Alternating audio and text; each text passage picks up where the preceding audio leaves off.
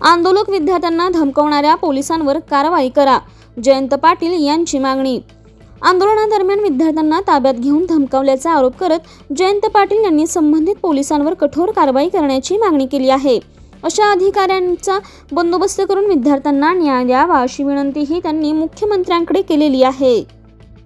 आज मुंबईमध्ये एक पोलीस कर्मचारी गाडीत बसून अटक केलेल्या ताब्यात घेतलेल्या मुलांना धमकी देतानाचा एक व्हिडिओ बाहेर आला आणि त्यात तो पोलीस कर्मचारी मुलांना सांगतोय की तुमच्याकडं खिशात जर आम्ही तुमच्या पुडी बांधून टाकली तर तुमचं काय होईल याचा विचार करा। पोलीस लहान मुलांना धमकी देतानाचा हा व्हिडिओ आहे। याचा अर्थ मी असा काढतो की ड्रग्सची पुडी खिशात टाकायची आणि मुलांच्यावर खोटा आरोप करायचा आणि त्यांना त्यांचं आयुष्य उद्ध्वस्त करायचं, हे कृत्य पोलीस धमकी देऊन करू इच्छितात।